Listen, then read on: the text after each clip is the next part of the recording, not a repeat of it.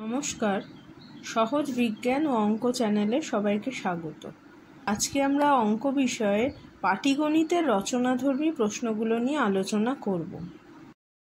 যেহেতু প্রশ্ন অনুসারে সদস্যদের প্রত্যেক সদস্য সংখ্যার সমান সংখ্যক চাঁদা দিয়েছে আর মোট চাঁদা উঠেছে 729 টাকা, তাহলে সদস্য সংখ্যা বের করতে হলে 729-এর বর্গমূল নির্ণয় করতে হবে। উত্তর বেরিয়েছে 27। তাহলে গ্রন্থাগারের নির্ণেয় সদস্য সংখ্যা 27 জন। দুটি বইয়ের দামের অনুপাত 3:1 এবং প্রথম বইয়ের দাম 75 টাকা। যদি প্রথম বইয়ের দাম 25 টাকা বেশি হতো তাহলে তাদের দামের অনুপাত কত হতো? 3-এর দাগের অঙ্কটি হলো 5 অঙ্কের বৃহত্তম সংখ্যা খোঁজো, যাকে 16, 24, 30 ও 36 দিয়ে ভাগ করলে প্রত্যেক ক্ষেত্রে 10 ভাগশেষ থাকবে। বের করার সময় প্রথমেই আমরা 16, 24, 30 ও 36-এর লসাগু বের করে নিলাম। লসাগু হলো 720। আমরা জানি 5 অঙ্কের বৃহত্তম সংখ্যা 5খানা নয়, অর্থাৎ 99,999। এবার লসাগু অর্থাৎ 720 দিয়ে 99,999-কে ভাগ করলে ভাগশেষ থাকলো 639। তাহলে 5 অঙ্কের বৃহত্তম সংখ্যা, যা 16, 24, 30 এবং 36 দ্বারা বিভাজ্য, তা হলো 99,999 বিয়োগ 639। তাহলে উত্তর বেরোলো 99,360। কিন্তু প্রশ্ন অনুসারে বলা হয়েছে যে 5 অঙ্কের বৃহত্তম সংখ্যাকে 16, 24, 30 ও 36 দিয়ে ভাগ করলে প্রত্যেক ক্ষেত্রে 10 ভাগশেষ থাকবে, অর্থাৎ এই সংখ্যাটির সাথে 10 যোগ করলে নির্ণেয় যে সংখ্যাটি বেরোবে সেটাই হচ্ছে আমাদের উত্তর। 10 যোগ করে পেলাম 99,370। তাহলে 5 অঙ্কের বৃহত্তম সংখ্যা হলো 99,370, যাকে 16, 24, 30 ও 36 দিয়ে ভাগ করলে প্রত্যেক ক্ষেত্রে 10 ভাগশেষ থাকবে। চতুর্থ অঙ্কটি বলছে বাড়ি থেকে বাসে চেপে বাবার অফিসে পৌঁছতে 2 ঘন্টা 27 মিনিট সময় লেগেছে, কিন্তু সেখান থেকে বাড়ি ফেরার সময় 2 ঘন্টা 51 মিনিট সময় লেগেছে।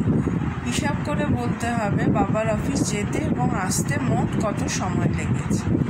আমরা দুটো সময়কে যোগ করছি, 2 ঘন্টা 27 মিনিট আর 2 ঘন্টা 51 মিনিট, যোগ করে হচ্ছে 4 ঘন্টা 78 মিনিট। কিন্তু আমরা জানি 78 মিনিট মানে 1 ঘন্টা 18 মিনিট, কারণ প্রতি 60 মিনিট সমান 1 ঘন্টা। তাহলে 4-এর সাথে 1 ঘন্টা 18 মিনিট যোগ করলে হচ্ছে টোটাল 5 ঘন্টা 18 মিনিট সময় লেগেছে। এক ধরনের গয়নায় সোনা ও রূপো 4:7 অনুপাতে মেশানো আছে।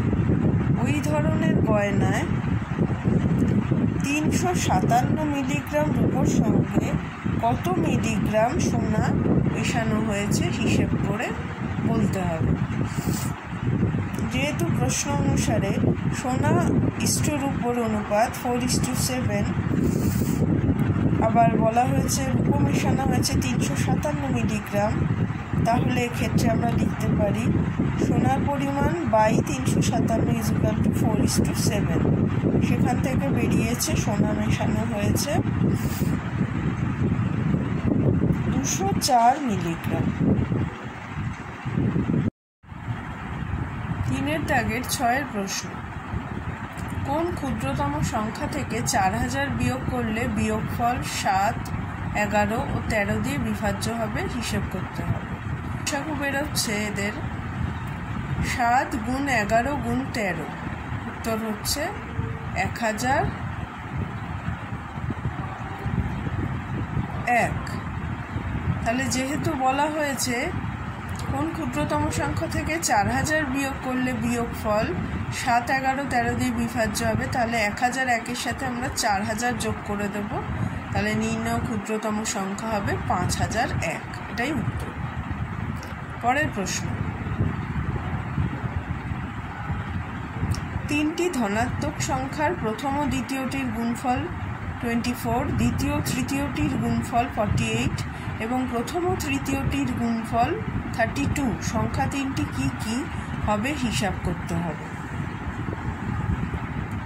আমরা ধরে নিচ্ছি প্রথম সংখ্যা x, দ্বিতীয় সংখ্যা y আর তৃতীয় সংখ্যা z। তাহলে যেহেতু প্রথম ও দ্বিতীয় সংখ্যার গুণফল 24, তারা আমরা লিখতে পারি xy = 24। দ্বিতীয় তৃতীয় সংখ্যার গুণফল সমান সমান আমরা ধরে নিচ্ছি যেহেতু